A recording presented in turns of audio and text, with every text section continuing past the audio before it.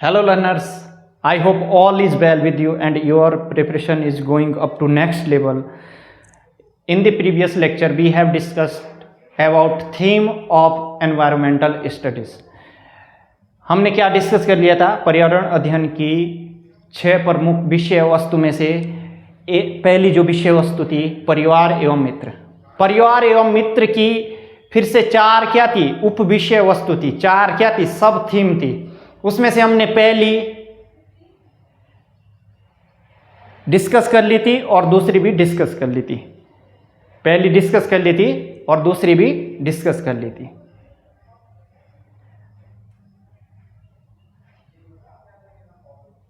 पहली थी संबंध, रिलेशनशिप। रिलेशनशिप क्या होती है? तो उसमें हमने रिलेशन, संबंध का बच्चे के ऊपर क्या प्रभाव पड़ता है, जैसे दादा दादी से संबंध, माता पिता से संबंध, भाई बहन से संबंध, या फिर मित्र से संबंध, या फिर अध्यापक से संबंध, उन सभी संबंधों का क्या प्रभाव पड़ता है। और संबंध के लिए, एक घनिष्ठ संबंध के लिए क्या आवश्यक है, जिससे हम क्या कह सकते हैं कि घनिष्ठ संबंध है। उसके बाद हमने डिस्कस करा था परिवार के प्रकार, मित्रता क्या होती है, ये सभी हमने डिस्कस कर लिए थे। परिवार के प्रकार में हमने बताया था कि किसी की पारिवारिक पृष्ठभूमि के आधार पर मजाक नहीं उड़ाना चाहिए। ये सीख, ये भावना हमें क्या है, बच्चों के मन में लानी होगी। सबसे पहले ये भावना जो अध्यापक है, बच्चों को पढ़ा रहा है, उसके मन में होनी चाहिए। उसके बाद क्या है, वो बच्चों के मन में ला सकता है। फिर हमने पढ़ा था खेल और कार्य। फिर हमने पढ़ा था कार्य क्या होता है और कार्य क्यों आवश्यक होते हैं और कार्य का महत्व क्या है, ये हमने पढ़ लिया था। उसके बाद हमने पढ़ा था कार्य के प्रकार। उसके बाद हमने पढ़ा खेल क्यों आवश्यक है, खेल से हमारे जीवन में क्या परिवर्तन आते हैं और खेल का क्या महत्व है, खेल के प्रकार, ये सभी हमने डिस्कस कर लिया था। आज की इस क्लास में हम डिस्कस करने वाले हैं उप विषय वस्तु, जो कि तीसरी है पशु या फिर जानवर, एनिमल।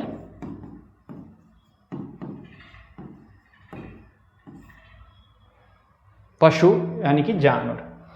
पृथ्वी केवल मनुष्यों की नहीं बल्कि सभी जीवों की है।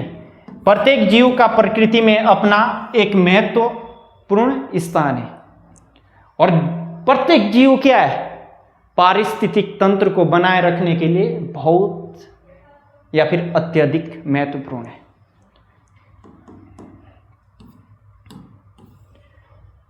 पशु क्या है? पशु ऐसे सजीव है जो भोजन, पानी, वायु और आश्रय की आवश्यकता रखते हैं। अधिकांश पशु स्वयं भोजन नहीं बना सकते, इसीलिए वे परपोषी होते हैं। क्या होते हैं? अधिकांश पशु क्या है, अपना भोजन स्वयं नहीं बना सकते हैं, इसीलिए वो परपोषी कहलाते हैं। और पशु क्या है? ऐसे सजीव है जो भोजन, पानी, वायु और आश्रय की आवश्यकता रखते हैं, जिनको क्या है, इन सभी तत्वों की आवश्यकता होती है। आगे बढ़ते हैं।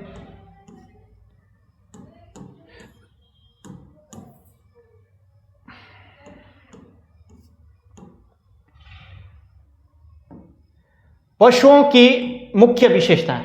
पशुओं की मुख्य विशेषताएं क्या? मुख्य विशेषताएं होनी चाहिए पशुओं की।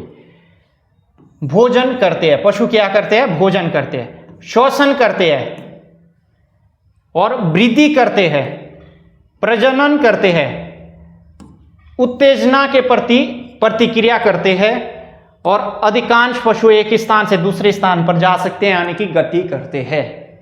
ये क्या है? पशुओं की मुख्य विशेषताएं हैं। ये क्या है? पशुओं की मुख्य विशेषताएं हैं।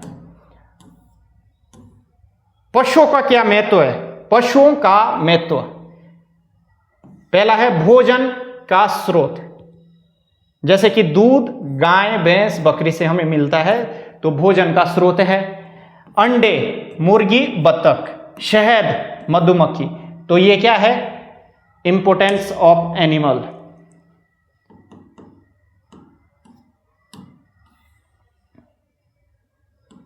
कृषि में सहायता, पशु क्या करते हैं? कृषि में सहायता, बैल खेत जोतता है, ऊंट रेगिस्तान में सामान ढोता है, घोड़ा परिवहन में उपयोगी रहा है।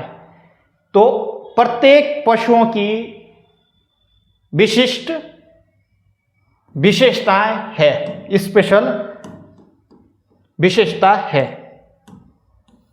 वस्त्र, पशुओं से हमें कच्चा माल मिलता है जिससे क्या है, हम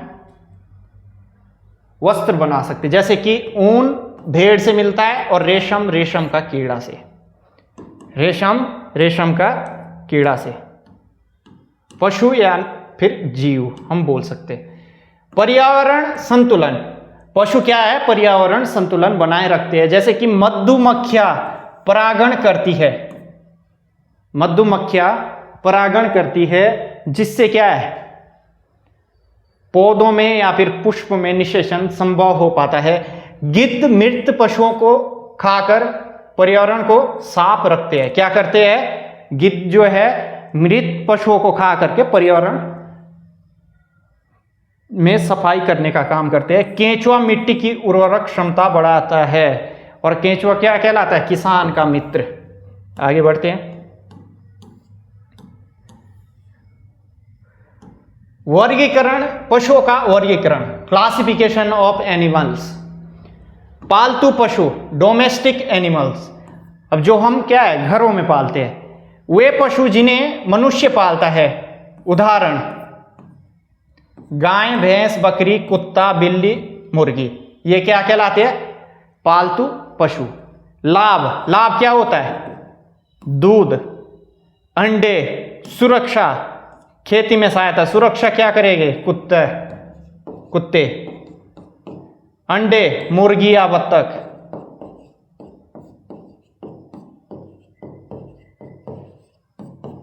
और दूध, गाय, भैंस।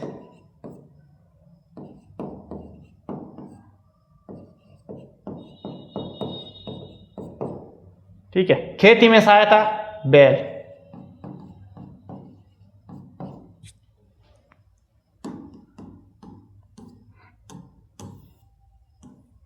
जंगली पशु, जो जंगल में स्वतंत्र रूप से रहते हैं, जंगल ही उनका आवास होता है। उदाहरण, शेर, बाघ, हाथी, हिरण, भालू। महत्व, जीव विविधता, जैव विविधता बनाए रखते हैं, खाद्य श्रृंखला का संतुलन बनाए रखते हैं जिससे कि पारिस्थितिक तंत्र संतुलित रहता है। पशुओं का भोजन, शाकाहारी, जो केवल पौधे खाते हैं। उदाहरण के लिए गाय, बकरी, हिरण, हाथी। ये क्या है? शाकाहारी। मांसाहारी, जो अन्य पशुओं का मांस खाते हैं या फिर शिकार करके मांस खाते हैं, जैसे शेर, बाघ, भेड़िया।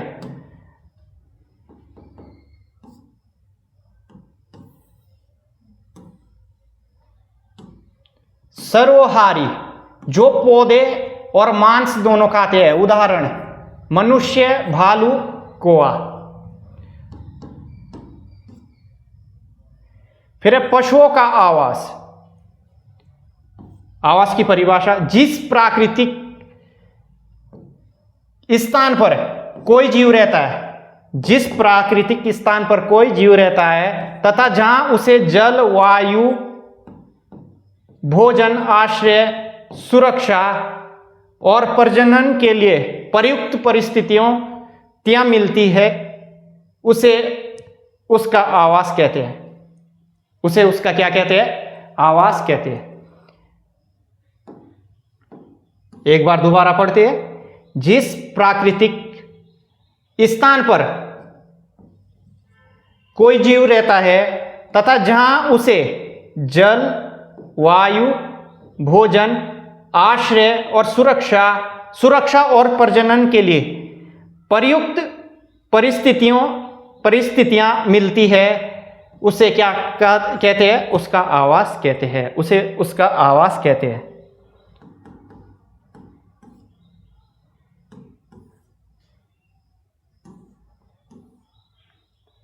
उदाहरण, जंगल शेर, बाघ और बंदर का क्या है? आवास है। जल, मछली, व्हेल का क्या है? आवास है। रेगिस्तान, ऊंट का आवास है। पर्वत, याक का आवास है। ध्रुवीय क्षेत्र, ध्रुवीय भालू का क्या है? आवास है। ध्रुवीय क्षेत्र, पोलर एरिया, ध्रुवीय भालू का क्या है? आवास है।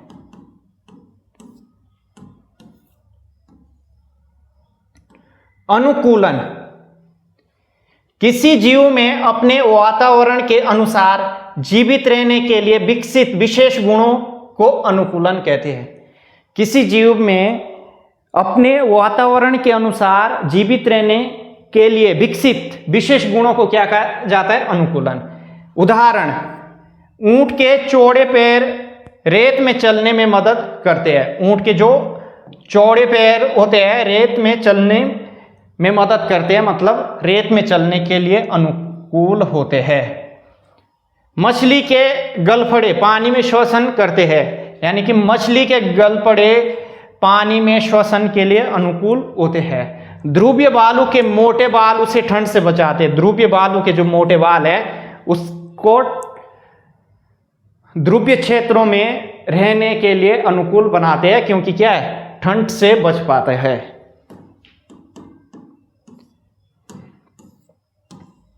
खाद्य श्रृंखला हमने डिटेल में डिस्कस किया था। एक जीव से दूसरे जीव तक भोजन और ऊर्जा के प्रवाह को क्या कहा जाता है? खाद्य श्रृंखला कहते हैं। उदाहरण, जैसे कि घास हिरण खाएगा और हिरण को बाघ खाएगा, तो हिरण को खाने से बाघ को ऊर्जा मिलेगी और घास को खाने से हिरण को ऊर्जा मिलेगी। ये क्या है? ऊर्जा प्रवाह। ऊर्जा प्रवाह याद रखें, यदि खाद्य श्रृंखला का एक भाग नष्ट हो जाए तो पूरा पारिस्थितिक तंत्र का संतुलन प्रभावित होता है।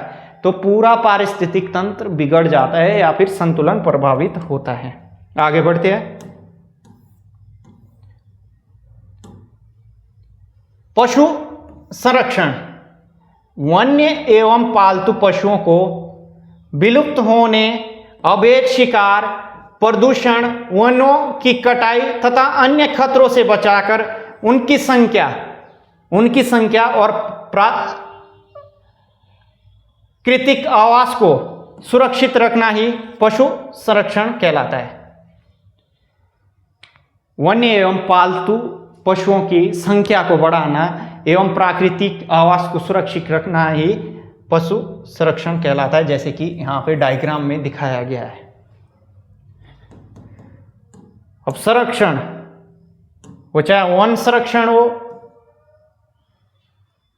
चाहे ओजोन परत का संरक्षण हो, इससे रिलेटेड क्वेश्चन पूछे ही जाते हैं। कैसे पूछे जाते हैं, मैं एक स्पेशल वीडियो लेके आऊंगा। पशुओं की संख्या कई कारणों से घट रही है। वनों की कटाई, शिकार, प्रदूषण बढ़ने से और जलवायु में परिवर्तन होने से क्या है? पशुओं की संख्या बढ़ रही है। जलवायु में परिवर्तन होगा तो क्या है? पशुओं की जो अनुकूलता है, जो उसका शरीर जिस जलवायु के प्रति जीवित रहने में अनुकूलित है, तो वैसा जलवायु नहीं मिल पाएगी, जिसके कारण क्या है? पशु मर जाएगा। वन्य संरक्षण के उपाय, संरक्षण के अनेक उपाय है। वन्य जीव अभयारण्य, यहां से क्वेश्चन बनता है, हमें डिस्कस करना पड़ेगा। राष्ट्रीय उद्यान, अवैध शिकार पर रोक, वृक्षारोपण करना और जन जागरूकता, घायल पशुओं का उपचार करना और लुप्त प्राय प्रजातियों का संरक्षण करना। लुप्त प्राय प्रजातियों का संरक्षण करना, जैसे कि अभी क्या है? चीते लाए गए हैं विदेश से। बच्चों को क्या सिखाएं? पशुओं पर पत्थर ना फेंके। क्या सिखाएं? पशुओं पर पत्थर ना फेंके, पालतू पशुओं की देखभाल करें और पक्षियों के लिए गर्मियों में पानी रखें और किसी भी जीव के प्रति क्रूरता ना करें। ये क्या है? बच्चों को सिखाना होगा। और जंगली पशुओं के प्रति भी ऐसा ही होना चाहिए, लेकिन जंगली पशु जिसके बारे में हमें पूरी जानकारी नहीं है उसके समीप नहीं जाना चाहिए, क्योंकि वो क्या है, हमला कर सकता है और जंगली पशु का हमला जानलेवा हो सकता है। ये सभी चीजें क्या है, बच्चों को सिखानी है। विशेष बिंदु, ईवीएस में पशुओं को केवल नाम से नहीं, उनके जीवन, व्यवहार और पर्यावरणीय भूमिका से जोड़कर पढ़ाना चाहिए। क्या करना चाहिए हमें, ईवीएस में बच्चों को पशुओं को केवल उनके नाम से नहीं, उनके जीवन, उनके व्यवहार और पर्यावरणीय भूमिका, उनका पर्यावरण में क्या भूमिका है उनकी, इसको जोड़ करके पढ़ाना चाहिए। बच्चों को अवलोकन, ऑब्जर्वेशन, अब ये क्या है, शिक्षण शास्त्र से संबंधित क्वेश्चन यहीं से पूछे गए थे, तो धीरे धीरे साथ के साथ अगर कवर होगा कुछ पार्ट तो अच्छा होगा। बच्चों को अवलोकन, ऑब्जर्वेशन, भ्रमण, फील्ड विजिट और चित्रों के माध्यम से सीखने के अवसर देने चाहिए। और ये क्या है, स्टेटमेंट में प्रीवियस ईयर पेपर में पूछा गया था, इसीलिए मैंने इसे ऐड कर दिया। प्रीवियस ईयर पेपर से नहीं ऐड करा, लेकिन ऐड कर दिया जब मुझे ये क्या है, इंपॉर्टेंट लगा। रटने की बजाय अनुभवनात्मक अधिगम, जिसे कहते हैं एक्सपेरिमेंटल लर्निंग पर बल दें। रटने के बजाय क्या, एक्सपेरिमेंटल लर्निंग पर बल देना चाहिए।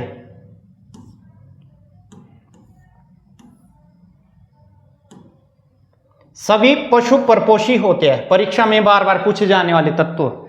सभी पशु कैसे होते हैं, परपोषी। मधुमक्खी परागण में सहायक है, केंचुआ किसान का मित्र कहलाता है, गिद्ध प्राकृतिक सफाई कर्मी है और गिद्धों की संख्या क्या है, डीडीटी के वजह से क्या है, कम हो रही थी। ऊंट रेगिस्तान का जहाज कहलाता है, इसीलिए उस पे क्या है, बैन लगा दिया है। मछली गलफड़ों से श्वसन करती है। अब हम बढ़ते हैं आगे अपनी चौथी उप विषय वस्तु की ओर, जो कि है पौधे, यानी कि प्लांट के बारे में अब हम पढ़ने वाले। Let's have a small break.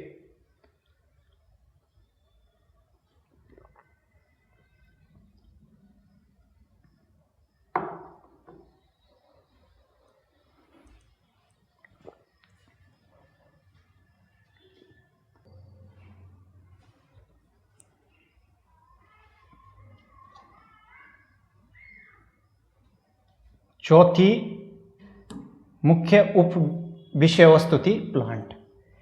परिभाषा, पौधे पृथ्वी पर जीवन का आधार है।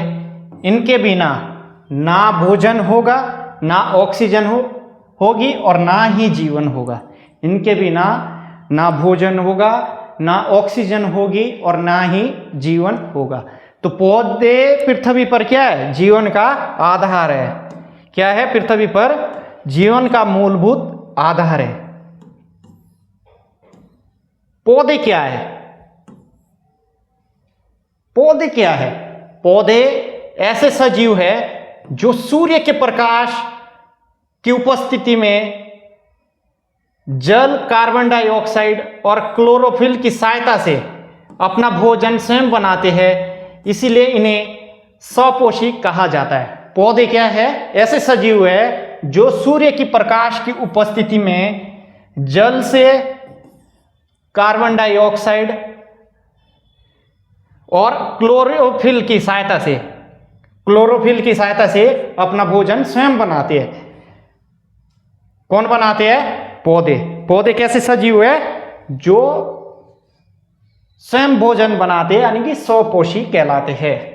एक पंक्ति में जो जीव अपना भोजन स्वयं बनाते हैं वे पौधे कहलाते हैं, या फिर उन्हें स्वपोषी कहा जाता है। उदाहरण होगा उसके पौधे। यहां पे दिखाया गया है कि सूर्य के प्रकाश की उपस्थिति में कार्बन डाइऑक्साइड को ग्रहण कर रहे हैं और ऑक्सीजन को बाहर छोड़ रहे हैं, जो कि जीव जंतु लेते हैं, और कार्बन डाइऑक्साइड को ग्रहण कर रहे हैं, और जल का वाष्प होता है पत्तियों से, ठीक है, वाष्पीकरण उसे कहते हैं वाष्पीकरण। और सूर्य की प्रकाश की उपस्थिति में क्या है, भोजन बनाते हैं। और खनिज लवणों को कहां से अवशोषित करते हैं, जड़ों के माध्यम से अवशोषित करते हैं, और जल को भी जड़ों के माध्यम से अवशोषित करते हैं। अब जाइलम, जाइलम जल एवं खनिज लवणों को जड़ों से पौधों के विभिन्न भागों तक पहुंचाने का काम करते हैं। और फ्लोएम पौधों की पत्तियों पर बने भोजन को पौधों के विभिन्न भागों तक पहुंचाने का काम करते हैं। ये पौधों में मुख्यतः 2 उत्तक होते हैं जो भोजन का क्या करते हैं, परिवहन करते हैं, जाइलम और फ्लोएम। जाइलम, दूसरा है फ्लोएम।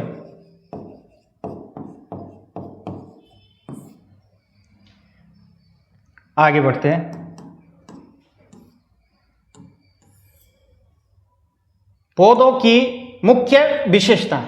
पौधों की क्या मुख्य विशेषताएं, ये सजीव है, अपना भोजन स्वयं बनाते हैं, इसीलिए क्या कहलाते हैं, स्वपोषी कहलाते हैं।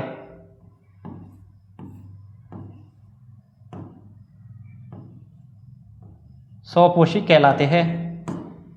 अधिकांश पौधे एक स्थान से दूसरे स्थान पर नहीं जा सकते, यानी कि गति नहीं कर सकते हैं। गति करते हैं तो कैसे, वृद्धि, यानी कि बढ़ते हैं। ये वृद्धि करते हैं, श्वसन करते हैं और प्रजनन करते हैं। प्रजनन किस तरीके से करते हैं, आगे दिखाएंगे। पौधों का महत्व। पौधों का क्या महत्व है, जीव जंतुओं के लिए ऑक्सीजन का क्या मुख्य स्रोत है। ऑक्सीजन का मुख्य स्रोत क्या है, पौधे।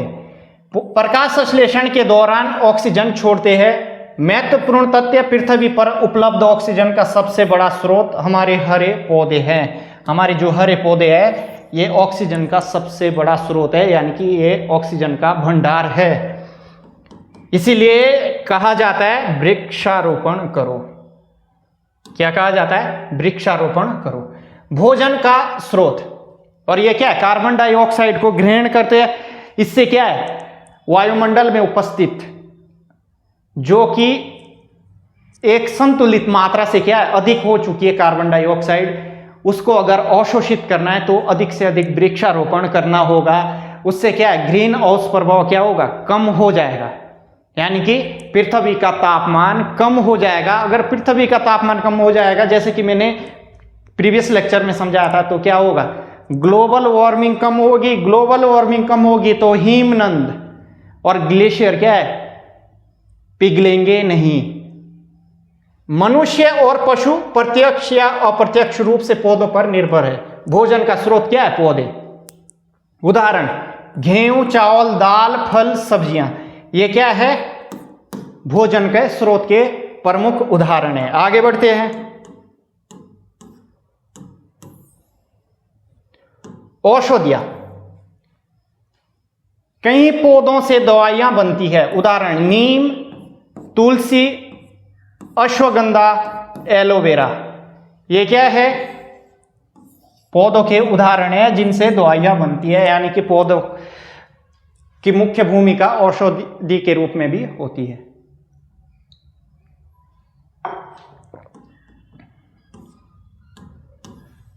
लकड़ी, लकड़ी, पौधों से हमें लकड़ी प्राप्त होती है, जिससे फर्नीचर, घर, कागज बनता है। जिससे क्या है, फर्नीचर, घर, कागज बनता है, यानी कि हमारे संसाधनों की पूर्ति होती है। हम सीधे तौर पर कह सकते हैं, सीधे एवं सरल शब्दों में कह सकते हैं। पर्यावरण संतुलन, पौधों के द्वारा पर्यावरण संतुलन होता है। पौधे वायु को शुद्ध करते हैं, कार्बन डाइऑक्साइड अवशोषित करके ऑक्सीजन छोड़ते हैं। पौधे क्या कर लेते हैं, पर्यावरण का संतुलन करते हैं। पौधों के मुख्य भाग,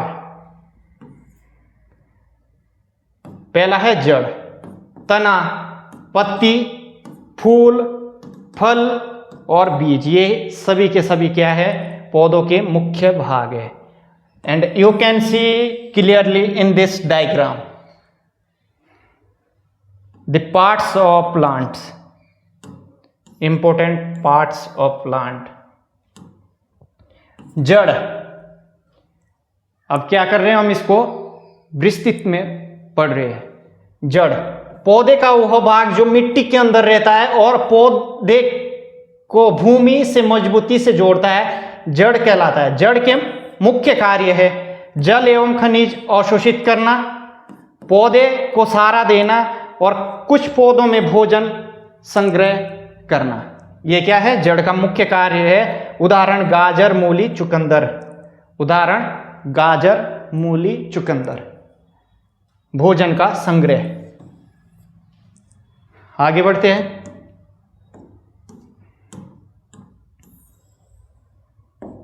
तना, पौधे का वह मुख्य भाग जो जड़ को पौधे के अन्य भागों, पत्ती, फूल, फल आदि से जोड़ता है तथा जल, खनिज और भोजन का परिवहन करता है, तना कहलाता है। जो पौधे के अन्य भागों, पत्ती, फूल, फल आदि से जोड़ता है और जल, खनिज और भोजन का परिवहन करता है, क्या कहलाता है, तना कहलाता है। क्या कहलाता है, तना कहलाता है। पत्ती, फूल, फल, जल, खनिज एवं भोजन का परिवहन, ये क्या है, इसमें दिखाया गया है with the help of diagram. उत्पाद, उत्पाद, भोजन में ग्लूकोज और ऑक्सीजन।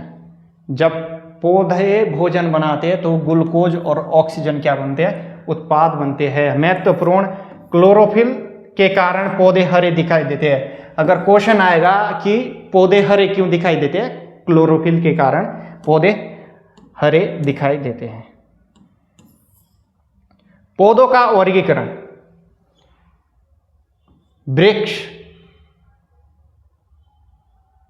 झाड़ी, शाख, लता और बेल,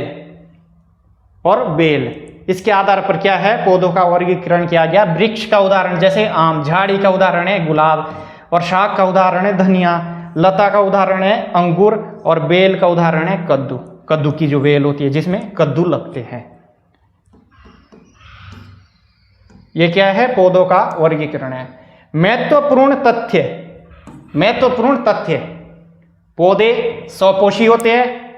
पत्ती को पौधे की रसोई कहा जाता है क्योंकि भोजन जो है पौधे की पत्तियों में बनता है। जड़ जल एवं खनिज अवशोषित करती है। फूल प्रजनन अंग है, बीज से नया पौधा बनता है और प्रकाश संश्लेषण के लिए क्लोरोफिल आवश्यक है। ये क्या महत्वपूर्ण तथ्य है जिनको याद रखना है। तना के मुख्य कार्य, जो तना है पौधे का, उसके मुख्य कार्य क्या है, पौधे को सीधा खड़ा रखना यानी कि सहायता, जल एवं भोजन का परिवहन करता है, शाखाएं, पत्तियां, फूल और फल धारण करता है। कौन धारण करता है, तना धारण करता है। पत्ती, पौधे का हरा भाग जो प्रकाश संश्लेषण द्वारा भोजन बनाता है, पत्ती कहलाती है। और पत्तियों में क्या पाए जाते हैं, रंध्र पाए जाते हैं, स्टोमेटा, ठीक है। और इन रंध्र में क्या है, क्लोरोफिल होता है, जिसके कारण क्या है, पौधे की पत्ती का रंग हरा होता है। क्लोरोफिल पत्ती को हरा रंग देता है।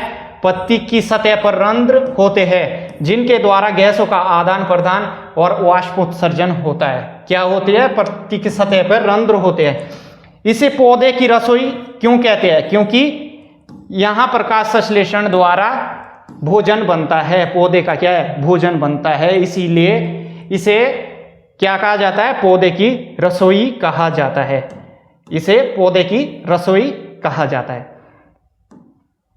पत्ती के मुख्य कार्य, पत्ती का क्या मुख्य कार्य होता है, पहला है भोजन बनाना, दूसरा है वाष्पोत्सर्जन ट्रांसपीरेशन, तीसरा है गैसों का आदान प्रदान,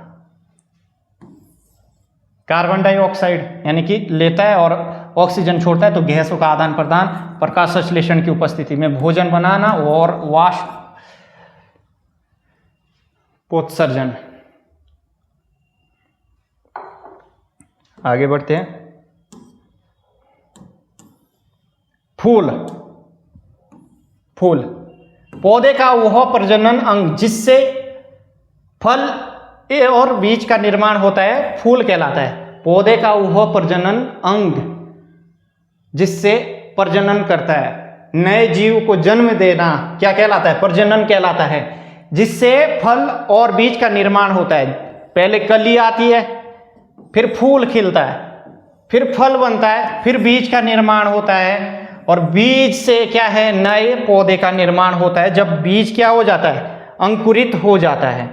जब बीज मिट्टी में अंकुरित हो जाता है तो नए पौधे का निर्माण होता है। ये क्या है? पुष्प के मुख्य भाग है, जैसे कि पराग कोश, पुंकेसर, वर्तिका, स्त्रीकेसर और अंडाशय।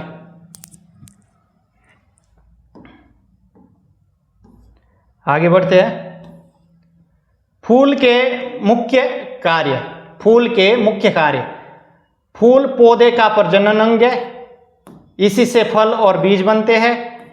कीटों एवं पक्षियों को आकर्षित कर परागण में सहायता करना, पौधे की नई पीढ़ी का निर्माण सुनिश्चित करना, ये क्या है? फूल के मुख्य कार्य है।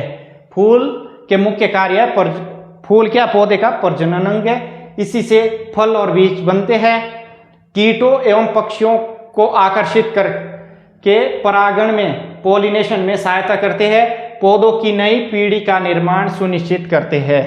ये क्या है? पुष्प के भाग यहाँ पे दिखाए गए हैं।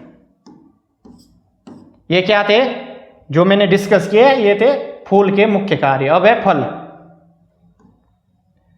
निषेचन के बाद फूल के अंडाशय से विकसित होने वाला भाग, फूल के अंडाशय से, निषेचन के बाद फूल के अंडाशय से विकसित होने वाला भाग जिसमें बीज सुरक्षित रहते हैं, फल कहलाता है। जिसके अंदर क्या होते हैं? बीज सुरक्षित रहते हैं। ये क्या है? यहाँ पे बीज है, सेब के बीज दिखाए है। फल के अंदर बीज सुरक्षित रहते हैं, क्या कहलाते हैं? फल कहलाता है।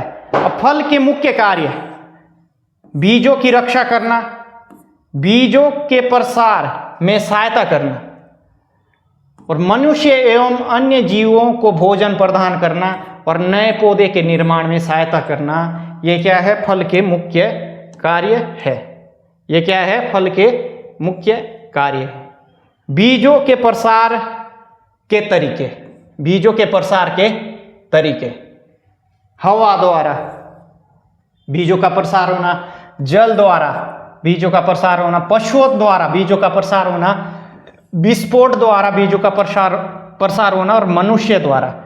मनुष्य अगर फल को अपने उपयोग के लिए, खाने के लिए लेके जाएंगे तो बीजों का प्रसार होगा। आगे बढ़ते हैं। बीज। बीज क्या है? बीजांड से बनने वाला वो भाग जिससे नया पौधा विकसित होता है, बीज कहलाता है। बीजांड से बनने वाला वह भाग जिससे नया पौधा विकसित होता है, क्या कहलाता है? बीज कहलाता है। बीज के मुख्य कार्य, नए पौधे का निर्माण करना, नए पौधे का निर्माण करना, भ्रूण की सुरक्षा करना, भ्रूण की सुरक्षा करना, अंकुरण के समय प्रारंभिक भोजन उपलब्ध कराना। अंकुरण के समय प्रारंभिक भोजन कौन उपलब्ध कराएगा? बीज कराएगा। पौधे की प्रजाति का संरक्षण और प्रसार करना। बीज क्या करेगा? पौधे की प्रजाति का संरक्षण और प्रसार करेगा। बीज की संरचना दिखाई गई। ये क्या है? बीज है। ये क्या है? बीज है। जो सबसे भारी परत है, ये क्या है? बीज का कवच है जो सुरक्षा प्रदान करता है। अब जो ये जो भाग है, ये सारा के सारा, ये क्या है? भंडार उत्तक है। इसमें शुरुआती वक्त में, शुरुआती समय पे पौधे को क्या है? भ्रूण को क्या मिलता है? भोजन मिलता है। अब ये क्या है? बीजांकुरण। जो ये निकला है बीजांकुरण, ठीक है, भ्रूण और पुंकोष। ये क्या है?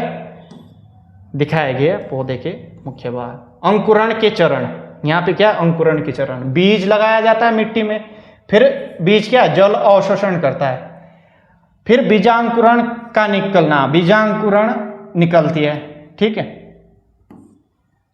फिर प्रथम पत्ती का निकलना, पहली पत्ती निकलती, फिर नया पौधा बनता है। ये क्या है, अंकुरण के चरण है। It is the step of germination.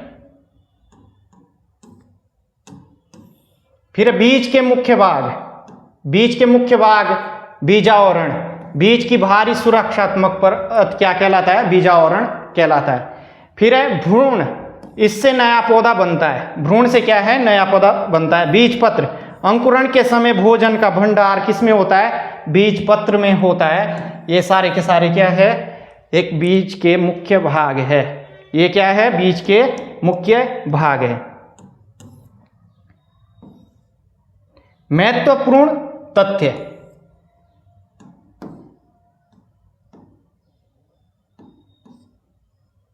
महत्वपूर्ण तथ्य, बीज बीजांड से बनता है। बीज किससे बनता है, बीजांड से बनता है।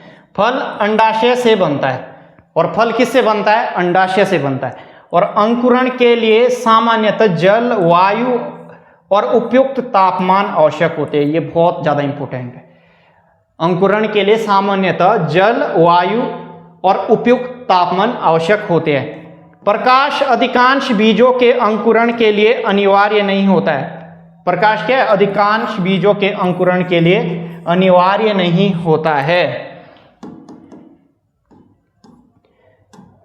अधिकांश बीज क्या है, बिना प्रकाश की उपस्थिति में भी अंकुरित हो जाते हैं। प्रकाश संश्लेषण, वह प्रक्रिया जिसमें हरे पौधे, वह प्रक्रिया जिसमें हरे पौधे सूर्य के प्रकाश, जल और कार्बन डाइऑक्साइड की सहायता से अपना भोजन बनाते हैं, प्रकाश संश्लेषण कहलाता है। वह हरे पौधे जिसमें वह प्रक्रिया जिसमें हरे पौधे सूर्य के प्रकाश, जल और कार्बन डाइऑक्साइड की सहायता से क्या अपना भोजन बनाते हैं, क्या कहलाता है, प्रकाश संश्लेषण कहते हैं। उस प्रक्रिया को क्या कहते हैं, प्रकाश संश्लेषण कहते हैं। जिस प्रक्रिया में हरे पौधे अपना भोजन बनाते हैं उसे क्या कहते हैं, प्रकाश संश्लेषण की प्रक्रिया कहते हैं। लेकिन किसकी उपस्थिति में, प्रकाश संश्लेषण, जल और carbon dioxide. You can see clearly in this diagram and you can understand more better. Let's move further. आवश्यक तथ्य, आवश्यक तत्व, प्रकाश संश्लेषण के लिए आवश्यक तत्व है प्रकाश, सूर्य का प्रकाश, जल, क्लोरोफिल और कार्बन डाइऑक्साइड। प्रकाश संश्लेषण के लिए आवश्यक तत्व है सूर्य का प्रकाश, जल, क्लोरोफिल और कार्बन डाइऑक्साइड। उत्पाद, जो प्रोडक्ट बनता है, भोजन, ग्लूकोज और ऑक्सीजन। महत्वपूर्ण, क्लोरोफिल के कारण पौधे हरे दिखाई देते हैं। We have already discuss in this lecture also. पौधे का वर्गीकरण, पौधे का वर्गीकरण शायद हमने कर लिया था ये भी डिस्कस। पौधे का वर्गीकरण जैसे कि वृक्ष, झाड़ी, शाख, लता और बेल, ठीक है। इसके उदाहरण भी हमने डिस्कस कर लिए थे। वृक्ष का उदाहरण था आम, और झाड़ी का उदाहरण था गुलाब, शाख का उदाहरण था धनिया, लता का उदाहरण था अंगूर और बेल का उदाहरण था कद्दू। कद्दू बेल पे लगते हैं, मैंने कुछ इन्हीं शब्दों में बताया था। महत्वपूर्ण तथ्य, पौधे स्वपोषी होते हैं। पत्ती को पौधे की रसोई कहा जाता है, पत्ते को पौधे की रसोई कहा जाता है। जड़ जल एवं खनिज अवशोषित करती है। जड़ क्या करती है, जल एवं खनिज अवशोषित करती है। फूल प्रजनन अंग है, बीज से नया पौधा बनता है और प्रकाश संश्लेषण के लिए क्लोरोफिल आवश्यक है। इसी के साथ हमारा आज का लेक्चर समाप्त होता है। मिलते हैं आपसे अगले लेक्चर में, जिसमें हम पर्यावरण अध्ययन की प्रमुख जो थीम है, अगली जो थीम है, दूसरी थीम है, वो कंप्लीट करेंगे। अगली थीम है भोजन। भोजन के बारे में हम डेप्थ में पढ़ेंगे। We will try to discuss each and every important point in that lecture. Okay, मिलते हैं नेक्स्ट लेक्चर में। आज के लिए इतना ही, धन्यवाद। चैनल को सब्सक्राइब कीजिए, लाइक कीजिए, कमेंट कीजिए और बेल आइकन दबाना ना भूले। इच्छुक अभ्यर्थी जो हमारे सार्थक कोचिंग सेंटर का जो ऐप है वहाँ से अगर कोर्स खरीदना चाहते हैं, जिनको हमारा कंटेंट या हमारा एफर्ट पसंद आ रहा है और जिनको लगता है कि हम क्या है आपका यूटेट के जो पेपर को क्लियर करने में सहायता कर सकते हैं, आप हमारे ऐप से कोर्स परचेज कर सकते हैं। समय कम है, अभी कोर्स परचेज करोगे तो 29 सितंबर तक आपका सिलेबस कंप्लीट हो जाएगा। सिलेबस कंप्लीट मतलब आप भी दोबारा से लेक्चर अगर अभी भी परचेज करते हो तो आप अभी भी अपने समस्त लेक्चर पढ़ सकते हो, समझ सकते हो और रिवाइज कर सकते हो। और अगर आपको कुछ डाउट हो, आपको लेक्चर फिनिश करने से संबंधित डाउट हो, तो आप हमसे क्या है, हमारा जो हेल्पलाइन नंबर है ऐप पे भी है और चैनल पे भी हमसे संपर्क कर सकते हैं। हम आपकी मदद करने की संपूर्ण कोशिश करेंगे। कोशिश नहीं करेंगे बल्कि हम ज़रूर आपका डाउट क्लियर करेंगे और आपको एक अच्छी स्ट्रेटेजी ज़रूर बताएंगे। धन्यवाद, मिलते हैं आपसे नेक्स्ट लेक्चर में।